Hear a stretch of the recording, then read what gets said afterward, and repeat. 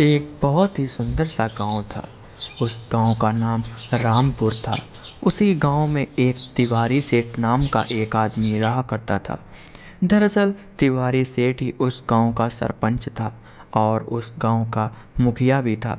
दरअसल तिवारी सेठ के पास बहुत ज़्यादा ज़मीन थी और उसके पास पैसे की बिल्कुल भी कमी नहीं थी, जिस कारण सभी लोग, पूरे गांव वाले सब तिवारी सेठ का ही कहना माना करते थे। अरे भगवान, भगवान कहाँ पर हो? अरे मेरी बात सुनो आके। अरे कहाँ पर हो? कुछ खाने को हो तो ले आओ, और नहीं तो मुझे काम पे भी जाना है। अरे लोगों ने अपनी जमीन कब्जा कर ली है। देखें तो किसने अपना खेत कब्जा किया है, किसने इतनी हिम्मत की है। अरे भगवान कहाँ पर हो? जल्दी आओ। तभी वहाँ पर तिवारी सेठ की पत्नी आती है। ए जी, क्या हुआ है? क्यों चिल्ला रहे हो? और वैसे भी खाना अभी नहीं बन पाया है, क्योंकि घर में सब्जी ही नहीं थी। और जो अपना रामू नौकर है वो तो आया ही नहीं काम करने के लिए। मैं घर का अकेले काम नहीं कर पाऊंगी, आप कोई दूसरा नौकर रख लीजिए। रामू बहुत ही ज़्यादा छुट्टी मारता है, उसके पैसे भी अब की बार काटने पड़ेंगे मुझको तो लगता है। आप कोई दूसरा नौकर रखिए, और खाना इसीलिए आज नहीं बना पाई हैं। आज आज आज आज आप ऐसे ही चले जाइए, ठीक है? वैसे भी यदि खाना चाहिए तो रामू को रखिए। अरे भगवान, अरे बात तो तुम्हारी सही है। चलो मैं देखूंगा, अगर कोई मिल जाएगा तो मैं रख लूंगा, ठीक है।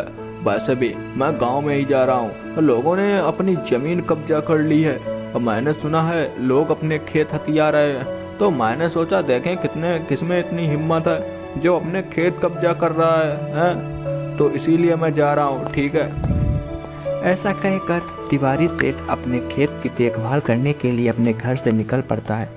दरअसल तिवारी सेठ को भनक लगी थी कि उसकी जमीन और उसके खेतों पर कोई कब्जा कर रहा है। उसके खेतों की लोग मेड़ काट रहे हैं, जिस कारण तिवारी सेठ सीधे वहीं पर जाता है जहाँ पर लोग बैठे हुए थे। तभी वहाँ पर तिवारी सेठ पहुँचता है। अरे भाई, अरे भाई रवि, यार तुम एक बात बताओ, तुम मेरे खेत करते हो? मैंने सुना है कोई अपनी मेड़ काट रहा है, हैं? अगर ऐसे ही कोई खेत अपना काटेगा तो अपनी तो जमीन ही खत्म हो जाएगी। आप मेरा एक नया नियम सुनो, ये सरपंच का नियम होगा और वो भी तिवारी सेठ का नियम होगा। अब वो चाहे जैसा भी हो। अब मेरी बात सुनो, आज के बाद तुम लोग फसल करोगे, पर फसल में तुमको थोड़ा ही हिस्सा मिलेगा, ठीक है। और पूरी फसल देखभाल करनी पड़ेगी, पूरी मेहनत करनी पड़ेगी, और जो पैसा लगने लगेगा फसल बोने में, और वो मैं दूंगा, ठीक है। तुम लोगों को सिर्फ काम करना होगा और उसके बदले मैं तुमको कुछ अनाज दूंगा। अरे अरे, अरे अरे शेठ जी, बात तो आपकी सही है, पर ऐसे कैसे हो पाएगा? हम लोग मेहनत बहुत करेंगे, पर मुझे लोगों को थोड़ा अनाज ज़्यादा चाहिए। ऐसे अगर काम चलेगा तो हम लोग तो अपना भी घर नहीं चला पाएंगे। आप ही बताइए, अब ऐसे भी खेतों में खेती करने के लिए बहुत ज़्यादा मेहनत लगती है, या फिर आप एक दो और आदमी कर लीजिए। बताइए, मैं ही ढूंढ लूँगा एक दो आदमी, और आपका नियम भी माना जाएगा। वो भी तिवारी सेठ का नियम कौन नहीं मानेगा? हाँ, बात तो तुम्हारी सही है। मुझे भी कुछ सोचना पड़ेगा। मैं कुछ सोचता हूँ। अब ऐसे भी बात तुमने ठीक की है। अरे यार, मैं ही पागल हूँ, मैं कुछ सोचता हूँ। हाँ चलो, मैं अब तुम लोगों को कुछ पैसे या कुछ अनाज ज़्यादा दे दूंगा, ठीक है। और उससे तुम लोग अपना घर का खर्चा चला लेना। हाँ या भाई, अब इससे ज़्यादा नहीं हो पाएगा, ठीक है। मैं तुम लोगों को कुछ अनाज ज़्यादा दे दूंगा, जिससे कि तुम लोगों की मेहनत भी वसूल हो जाएगी और तुम लोगों को खाने के लिए अनाज भी मिल जाएगा, ठीक है। अब इसमें तो तुमको राजी ही होना पड़ेगा।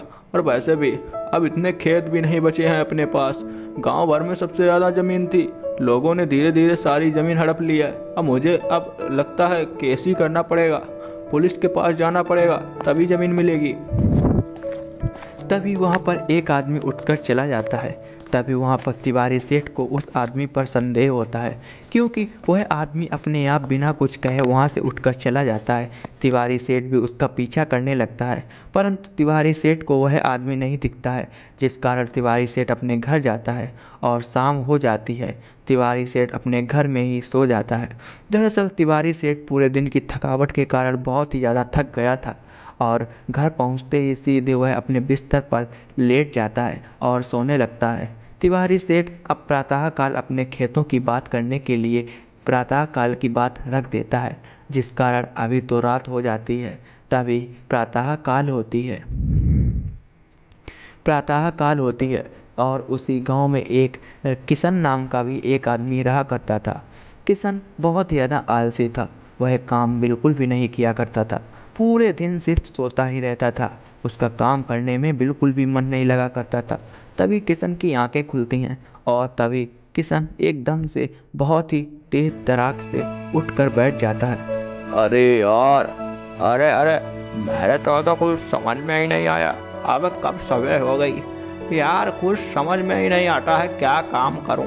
अरे मन तो बिल्कुल भी नहीं लगता है काम करने में। अरे चलो कुछ ना कुछ तो करना पड़ेगा काम।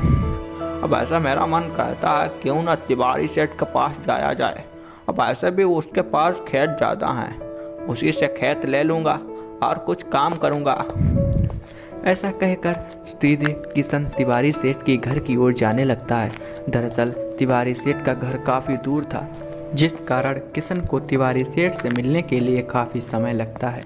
तभी किशन सीधे जल्दी जल्दी तिवारी सेठ के घर के पास जाता है, क्योंकि काफ़ी समय हो गया था, जिस कारण तिवारी सेठ के पास काफ़ी सारे खेत थे। किशन गांव के रास्ते से होकर तिवारी सेठ के घर जा रहा था। दरअसल किशन को तिवारी सेठ के घर बहुत ही जल्दी पहुंचना था, क्योंकि यदि कोई और पहुंच जाएगा तो खेत किसी और के हाथ में चले जाएंगे, जिस कारण किशन बहुत ही जल्दी से तिवारी सेठ के घर की ओर जाता है। किशन तिवारी सेठ के घर पहुंचकर, अरे सेठ जी, मेरी कुछ मदद कर दीजिए। अब मैं आपके खेत करने के लिए तैयार हूँ। आपने कहा था कि आप कुछ अनाज देंगे जो मेरे खेत करेगा। मैं आपके खेत करने के लिए तैयार हूँ। आप मुझे थोड़ा सा अनाज दे दिया करना और मैं आपके पूरे खेत करूँगा। वैसे मैंने पूरा अपना विचार बना लिया है सेठ जी। आप मुझे ठुकराना मत। आप मेरी मदद कीजिएगा सेठ जी। वैसे भी मैं बहुत ज़्यादा गरीब हूँ। अरे अरे, मैं तुम्हारी बात से सहमत हूँ। मैंने पूरे गांव में कहा था कि यदि कोई मेरे खेत करेगा तो मैं उसे थोड़ा सा अनाज दूंगा। मैं इस बात से सहमत हूँ। मैं तुम्हारी बात को मानता हूँ। मैं तुमको कुछ अनाज दिया करूँगा, जिससे कि तुम्हारा घर का खर्चा और तुम्हारा पेट पलता रहेगा। धन्यवाद सेठ जी। अब मैं बहुत ही ज़्यादा गरीब हूँ। मैं सोच नहीं रहा था कि आप मेरी बात से सहमत हो जाएंगे। बहुत बहुत धन्यवाद। मैं कल से ही काम पर जाना शुरू कर दूंगा। ऐसा कहकर किशन अपने घर की ओर जाने लगता है और प्रातःकाल होते ही किशन खेत की ओर निकल पड़ता है, क्योंकि उसने सेठ से वादा किया था कि वह खेतों पर मन लगाकर काम करेगा। और किशन खेत पर पहुंचकर अपनी तेजदार फावड़े से खेत की खुदाई करने लगता है और खेत पर काम करने लगता है। परंतु थोड़ी देर खुदाई करने के बाद में किशन बहुत ही ज़्यादा आलसी में आ गया था और कुछ सोचने लगता है। अरे यार, खेत तो बहुत बड़ा है, क्यों ना थोड़ा सा आराम कर लेता हूँ। इसके बाद मैं थोड़ा काम करूँगा। चलो आराम करता हूँ। ऐसा सोचते ही किशन बहुत ही ज़्यादा गहरी नींद में हो जाता है और वह गहरी नींद में सोने लगता है। वह वहीं पास के पेड़ पर आराम से लेट जाता है और बहुत ही ज़्यादा गहरी नींद में चला जाता है। आगे की कहानी देखने के लिए सब्सक्राइब करें और देखते रहें मुंशी कहानी।